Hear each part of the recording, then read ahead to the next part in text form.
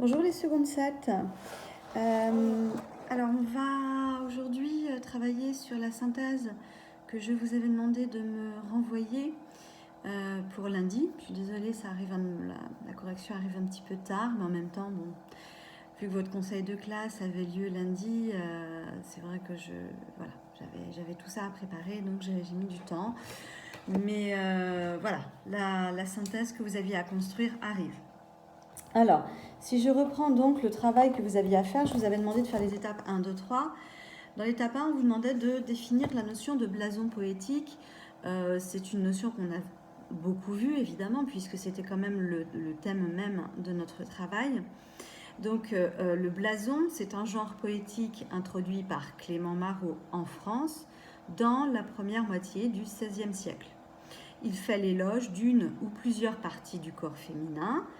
À l'origine, sa forme poétique est simple, octosyllabe ou décasyllabe en rime suivie. Il évolue dans l'histoire de la poésie et prend des formes diverses, comme le sonnet par exemple, on l'avait vu. Dans l'étape numéro 2, vous deviez dire le blason que vous préfériez. Alors, ce n'était pas forcément les blasons modernes, ça incluait tous les textes que nous avions vus dans ce chapitre. Donc là, évidemment, c'était votre blason préféré, mais vous deviez avant tout justifier. Donc, pour la justification, il faut quand même donner des arguments que vous êtes capable de développer, par exemple, la richesse des images, la dynamique du poème, le registre. Il faut absolument vous appuyer sur des procédés littéraires, faire des citations, et c'est comme ça que progressivement vous allez arriver à pouvoir faire l'exercice du commentaire composé au bac. Ensuite, vous aviez à construire un tableau de synthèse des textes avec auteur, titre, date, mouvement éventuel si c'était précisé, la forme poétique et la vision de la femme. Alors, là aussi, il fallait prendre en compte la totalité des textes étudiés depuis le début du chapitre. Donc, si je reprends le premier texte de Clément Marot, Le blason du beau Tétin, daté de 1534, on est dans le mouvement qui se rattache à la Pléiade, mais c'est encore un petit peu tôt. La forme poétique, ce sont des octosyllabes en rime suivie, et la vision qui est donnée de la femme, c'est la femme jeune, objet du désir.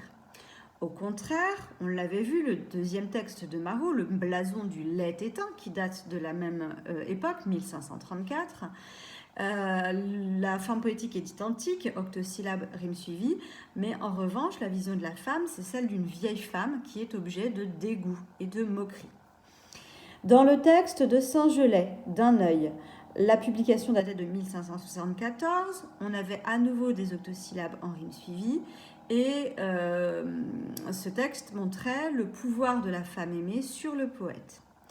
Dans le texte de Ronsard, d'un temps de 1555, donc Ronsard, on avait vu, c'était le chef de file avec du Bellay de ce mouvement qu'on a appelé la Pléiade. Vous aviez un sonnet, et dans ce sonnet, on avait une vision de la femme comme une beauté sensuelle et simple d'une paysanne. Dans Du Bellay, en 1556, qui lui aussi appartient à la Pléiade, comme je viens de le redire, on a un sonnet qui, cette fois, va donner une vision ironique, un blâme de la vieillesse. Paul Scarron, en 1654, n'appartenait pas vraiment à un mouvement littéraire particulier. La forme poétique, c'est le sonnet, et on avait le portrait satirique d'une femme, une rieuse, une moqueuse. Dans le texte de Louise Labbé, que j'avais soumis justement à votre intelligence, à votre capacité d'analyse pour pouvoir proposer un commentaire, on avait une publication en 1555. Louise Labbé faisait partie de l'école de Lyon. Elle avait écrit un sonnet, et dans ce sonnet, on pouvait voir que la femme poétesse tirait son inspiration de la souffrance amoureuse. C'était ce que vous deviez montrer, c'était justement la problématique qu'il fallait retenir. Ensuite, Charles Baudelaire, la publication datant de 1869. Alors Charles Baudelaire, c'est un auteur qui se rattache à beaucoup de mouvements, qui est le précurseur de ce qu'on a appelé la poésie moderne, qui appartient par certains aspects au romantisme, par d'autres aspects au symbolisme, donc il est un peu inclassable. Alors lui a écrit un poème en prose, qui va évoquer la femme, mais dans une approche sensuelle de sa chevelure, qui invite au voyage. Dans Guillaume Apollinaire, le premier texte, Je pense à toi, mon loup, de 1914, Apollinaire appartient lui aussi à la poésie moderne, on avait des vers libres et on avait l'image de la femme aimée comme soutien pendant la guerre. Ça, beaucoup d'entre vous l'ont vu, enfin du moins ceux qui m'ont rendu leur travail. Dans le deuxième texte de Apollinaire, qui datait de 1914 lui aussi, la forme poétique, c'était un calligramme, c'est-à-dire, ça rappelle, c'est ce qui formait, le poème formait le sujet dont il était question, donc en l'occurrence le portrait d'une femme avec un chapeau. La femme aimée était présentée ici comme objet d'admiration et de désir. Dans André Breton, L'Union libre, dont vous n'aviez qu'un extrait, mais je vous avais lu la totalité, donc datant de 1931, appartenant au mouvement du surréalisme, on avait à nouveau des vers libres et on voyait la femme sensuelle, la femme monde entier. Dans Claude Roy, qui datait de 1943, alors il n'a pas vraiment de mouvement littéraire, on avait des quatrains en alexandrin et on avait plutôt la femme rêvée, fantasmée, et non pas une description de femme réelle. Enfin, dans Léopold Sédar Senghor, Femme noire, en 1945, le mouvement, c'était la négritude. On avait des versets et la femme était présentée comme à la fois une mère et une femme sensuelle. Ensuite, je passe à la troisième étape où vous deviez approfondir la réflexion en réfléchissant à cette citation de Simone de Beauvoir, qui est philosophe et écrivaine du XXe siècle, et qui écrivait au sujet de la poésie d'André Breton, d'accord, donc en particulier cette union libre que vous connaissiez. Breton ne parle pas de la femme en tant qu'elle est sujet, vérité, beauté, poésie, elle est tout, une fois de plus, tout sous la forme de l'autre, excepté soi-même. Alors, ça peut tout à fait faire partie ça peut être un sujet de dissertation tel que vous l'aurez en voie générale. En voie technologique, vous n'avez pas la dissertation, mais en voie générale, vous avez ça. Enfin, souvent, vous avez une citation que vous devez analyser et commenter. Donc, elle disait, il fallait dire donc, déjà comment on comprenait cette critique, donc analyser la citation. Ensuite, dire si on était d'accord avec le jugement et voir si cette critique pouvait s'appliquer à tous les blasons que nous avions étudiés pendant la séquence. Donc, Simone de Beauvoir, en fait, elle observe que la poésie de Breton fait de la femme un objet. Si on explique la citation, c'est ça. Cette critique peut être étendue à de nombreux blasons, puisque on a vu qu'elle était morcelée, qu'on avait des morceaux simplement d'elle, le tétin, la bouche, le nez, les yeux, etc. Donc la femme n'est qu'un objet morcelé, détaillé par le regard du poète dans de très nombreux blasons. En revanche, dans le texte de Louise Labbé, qui est le sujet et l'objet de sa poésie, aucune femme évoquée ne s'exprime. Voilà. Alors, vous pouviez... tout ça pouvait vous mener finalement vers la dissertation écrite. La dissertation écrite était la suivante. Quelle place les poèmes étudiés accordent-ils à la femme ? Établissez le plan détaillé de cette dissertation, vous vous appuierez sur les blasons étudiés. Donc vous voyez que finalement l'étape 3 n'était qu'une étape pour vous inviter à réfléchir, à approfondir cette notion de blason et de relation qu'elle avait avec la femme. Alors, ce sujet vers la dissertation, je vous en donne les principales étapes pour que vous voyez un petit peu comment on construit le sujet de dissertation. Donc ce sujet de dissertation, il appelle ce qu'on nomme un plan thématique qui va envisager différentes places possibles des femmes dans les poèmes. Alors si on peut faire un plan en 3 parties, avec un grand 1 comme la femme objet poétique, en petit 1 la femme admirée, en petit 2 la femme blâmée. En grand 2 la femme aimée. Alors petit 1 la femme aimée est-elle destinataire du poème ? Et ensuite, petit 2, la femme désirée, objet de désir. Enfin, en grand 3, on pouvait penser à la femme inspiratrice, avec en petit 1 la muse, et en petit 2 la femme comme allégorie de la beauté. Voilà, donc ça c'était le travail que vous aviez à faire et je suis au regret de dire qu'il finalement il y a très très peu d'élèves qui ont joué le jeu et qui m'ont envoyé leur travail, alors que il va falloir que vous appreniez progressivement en première à faire des synthèses par vous-même. N'attendez pas que le professeur vous donne tout. Il faut vraiment que vous donniez à fond. Et si vous ne le faites pas, la première va être très difficile, d'autant que la fin de l'année de seconde a été chaotique. Alors si je fais la synthèse de cette séquence sur le blason, et ce sera en fait mon dernier cours avec vous en seconde.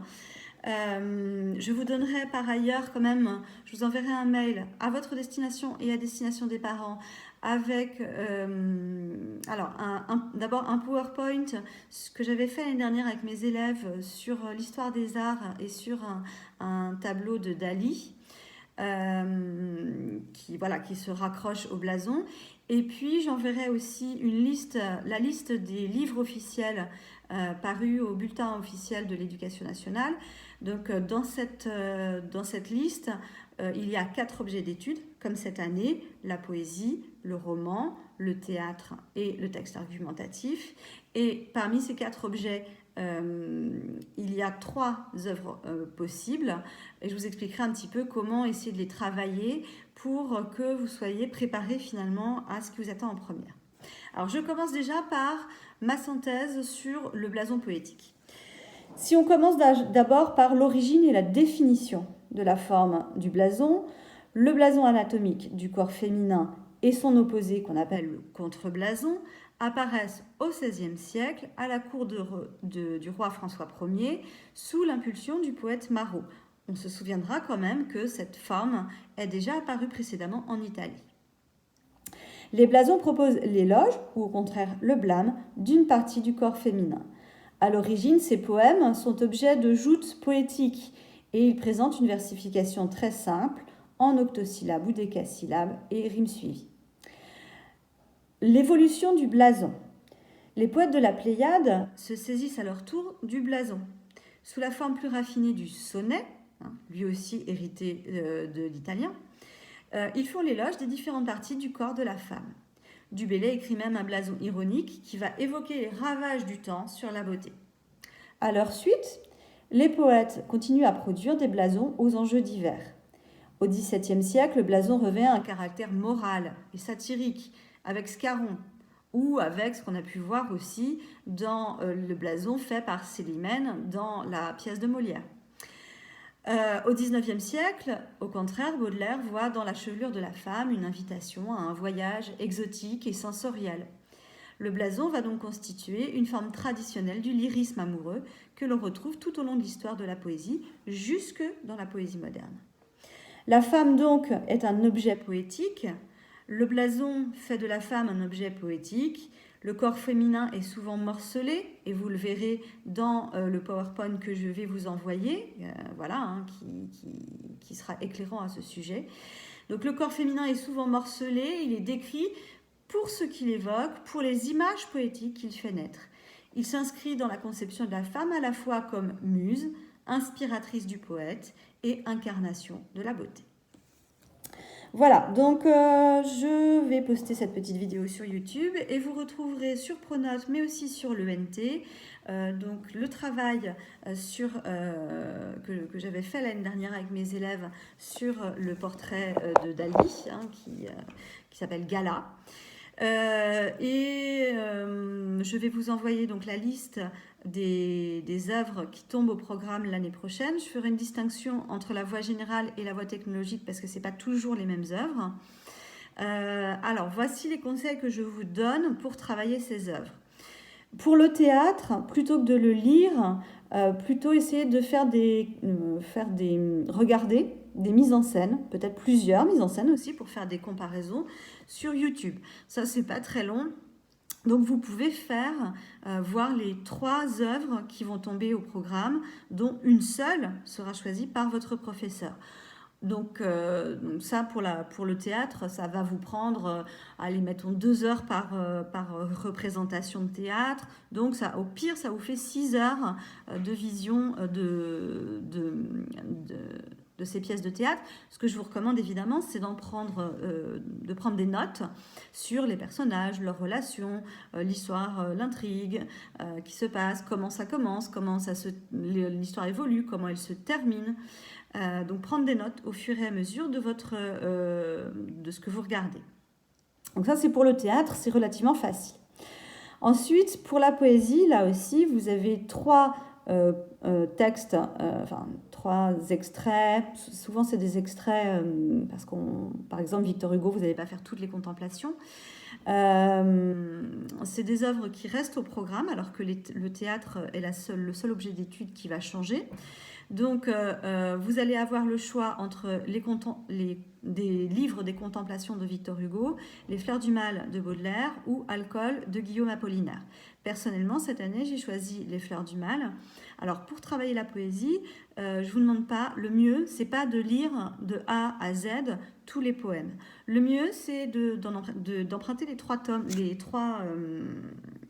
les trois textes dans une bibliothèque, ou peut-être que vous en avez d'ailleurs, et puis d'ouvrir au début, d'ouvrir au premier quart, d'ouvrir à la moitié, d'ouvrir au 3e quart, d'ouvrir à la fin, et de regarder un petit peu quel est le genre de poème et quel est ceux qui vous parlent, ceux qui vous touchent plus. Là aussi, c'est pas un travail énorme. Vous pouvez le faire tout à fait dans votre carnet de lecture, puisqu'il y a beaucoup de professeurs qui vous inciteront aussi en première à avoir votre carnet de lecture. Là encore, c'est pas un travail qui demande énormément d'énergie. Là où ça va demander beaucoup plus d'énergie, c'est pour l'argumentation, parce que l'argumentation, c'est un point qui n'est pas facile. Là aussi, les œuvres changent entre les premières générales et les premières technologiques. Personnellement, j'ai choisi de travailler sur Montaigne. Alors, Montaigne, si vous pouvez le lire parce que c'est très court. Il y a deux essais de Montaigne, chacun fait entre 20 et 30 pages. Il s'agit d'un essai qui s'appelle Des coches et d'un autre essai qui s'appelle Des cannibales et qui traite de la manière dont les Occidentaux ont traité les Indiens du Nouveau Monde au moment de leur découverte. Donc ces textes-là, prenez-les surtout en version moderne, parce que si vous commencez à vous lancer dans la version originale dans la langue du XVIe siècle, vous n'allez strictement rien comprendre. Je vous signale que les essais de Montaigne, vous pouvez les trouver en libre accès sur Internet, et donc vous pouvez les lire tout à fait sur Internet. Après, donc, je vous dirai sur la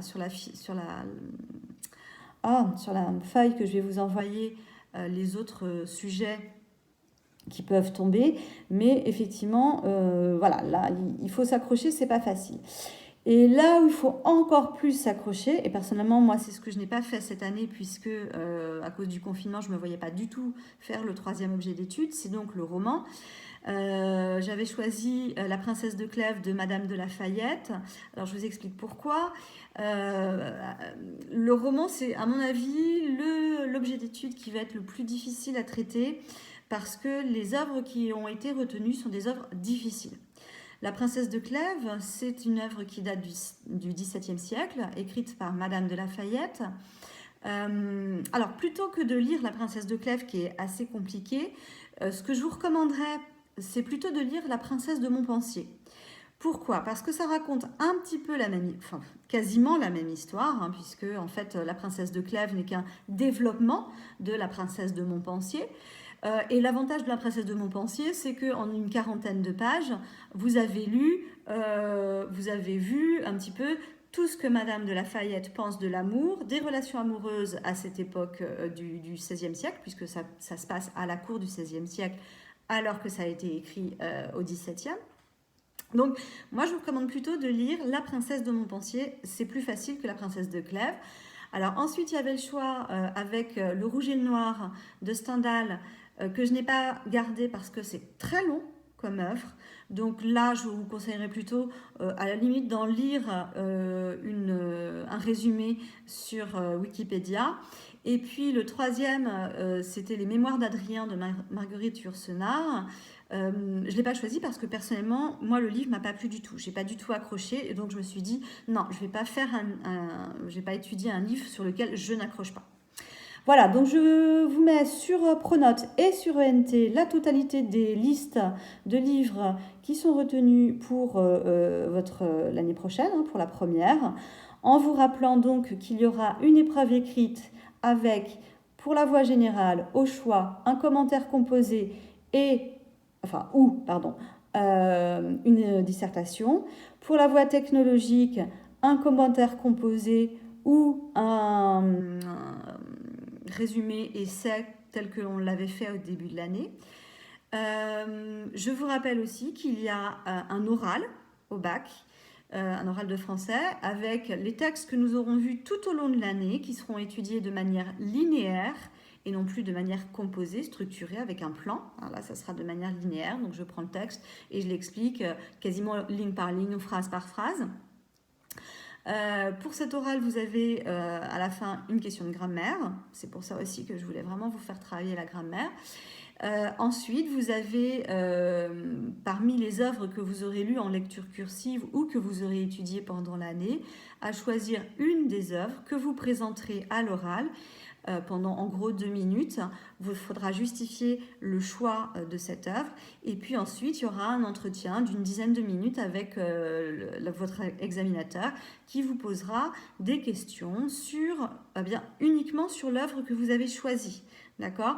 L'examinateur ne reviendra pas sur l'explication du texte que vous avez fait dans la première partie de l'oral. Voilà, s'il y a des choses qui restent, des choses qui restent en suspens, des questions que vous avez à me poser, surtout vous n'hésitez pas, hein, les groupes WhatsApp sont toujours d'actualité et puis vous avez toujours mon adresse mail pour pouvoir m'envoyer les questions qui pourraient vous venir à l'esprit. Voilà, je vous souhaite une bonne journée et je vous dis peut-être à l'année prochaine. Enfin, ça dépendra de votre classe. Au revoir.